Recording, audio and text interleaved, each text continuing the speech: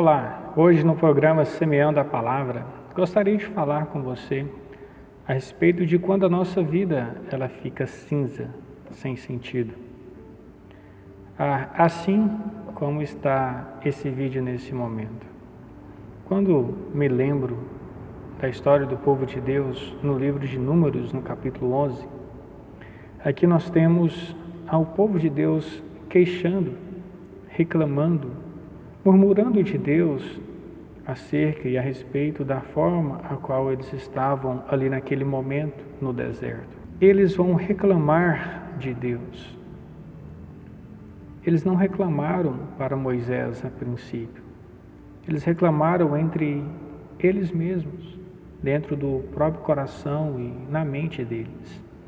Mas o texto, no versículo 1, capítulo 11, versículo 1 de Números, diz que ouvindo-o, o Senhor acendeu-lhe a ira. O Senhor ouviu a murmuração e as reclamações daquele povo. E Deus então, ao ouvir, Ele manda o fogo para castigar aquele povo.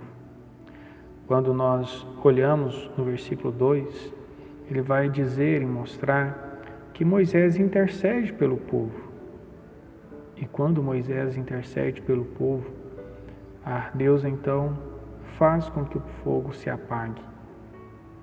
Quando nós olhamos para esse papel de Moisés como sendo o intercessor do seu povo, nos lembramos que ele tipifica a Cristo.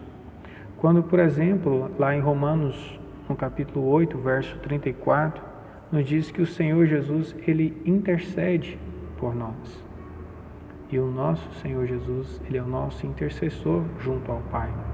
Sabemos também que no próprio texto de Romanos, nos diz que o Espírito Santo, ele intercede ao Pai por nós, porque nós não sabemos orar como convém. Por isso, mesmo que talvez você esteja vivendo a vida um pouco cinza, sem sentido nesse momento pelo qual nós estamos vivendo, peço que você entenda e compreenda que você tem alguém que intercede por você, que é o próprio Cristo. Mas voltando ao texto, no versículo 3, ele ainda vai dizer, pelo que chamou aquele lugar de Tabará, porque o fogo do Senhor se acendeu entre eles. No verso 4, ainda diz que havia no meio do povo de Israel um populacho. Alguns estudiosos dizem que era na verdade um bando de vagabundos que estavam ali no meio do povo de Israel. E esse povo começou a incendiar o arraial, ou seja, começaram a realmente murmurar, a reclamar, e eles começaram a se lembrar das coisas que eles faziam lá no Egito.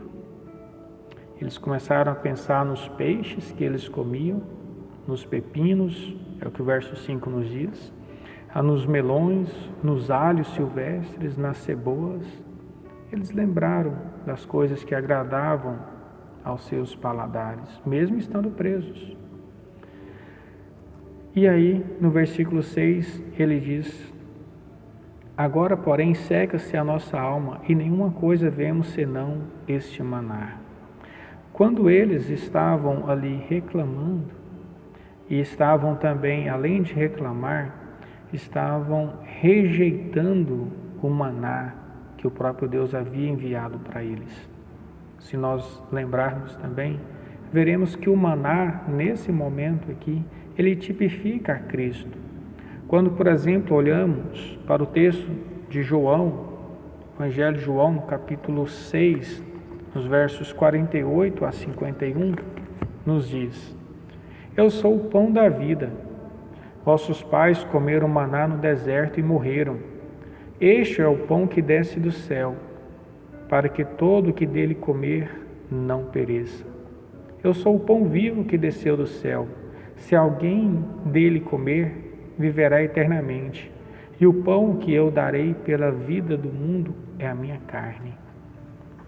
No contexto de Números, o povo rejeita o maná. No contexto de Jesus, talvez tinham pessoas ali rejeitando também o pão vivo que desce do céu.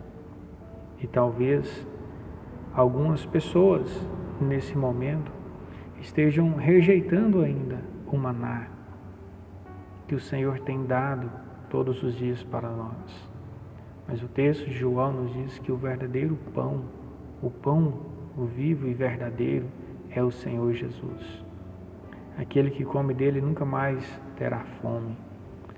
O desejo do meu coração é que no nome de Jesus você possa se alimentar desse pão diariamente.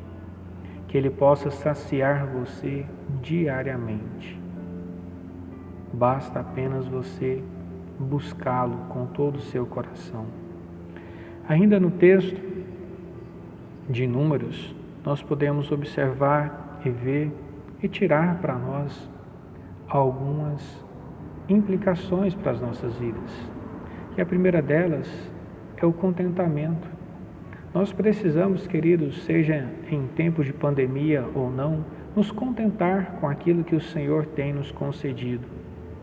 O grande problema é que no nosso coração, quando ele não é preenchido com o Senhor ou pelo Senhor, nós queremos preencher os nossos corações com algumas coisas. E tudo que nós quisermos preencher o nosso coração com qualquer coisa que seja a não ser o nosso Deus, nosso coração se encontrará vazio e por isso nós não teremos contentamento. Por isso, seja contente e alegre com aquilo que o Senhor tem concedido a você nesse momento. Também, pare de murmurar. A segunda implicação é essa: pare de murmurar, pare de reclamar. Nós muitas vezes, por passarmos pelo momento ao qual nós estamos passando, talvez você já tenha murmurado e reclamado. Talvez você não tenha murmurado e reclamado para o seu pastor ou para a liderança da sua igreja. Mas talvez aí no seu íntimo, no seu coração, você esteja murmurando. Em nome de Jesus, pare de murmurar, pare de reclamar. Seja grato a Deus pelo pão vivo que desce do céu. Seja grato a Deus por tudo aquilo que Ele tem concedido a você. Seja grato a Deus porque Ele tem cuidado de você. Seja grato a Deus porque Ele tem sido providência na sua vida. Seja grato a Deus porque Ele tem te sustentado. Seja grato a Deus porque Ele tem fortalecido você. Seja grato a Deus porque Ele está no comando e no controle de todas as coisas. Nada fugiu do seu controle.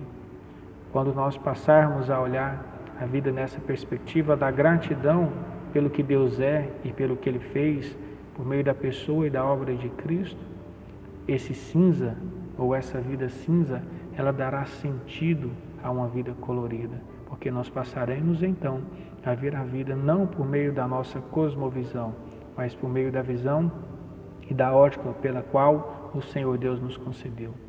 Deus te abençoe você, abençoe sua família.